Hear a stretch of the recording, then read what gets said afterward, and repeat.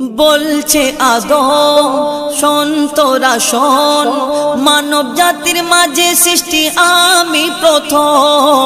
মোর পাজিরার হাড়ে খোদা হাওয়াকে গড়ে, গন্ধম খেলাম দুনিয়ায় এলাম জান্নাত ছেড়ে। মোদের কেউ জন্ম দেয়নি মোরা মায়ের দুধ খাইনি, মোদের কেউ জন্ম দেয়নি মোরা মায়ের দুধ খাইনি।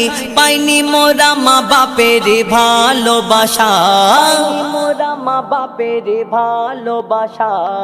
মোদের নেই বাপ মা মোরা এতিম দুজনা, মা বাপ কি মোদের জানা হলো না।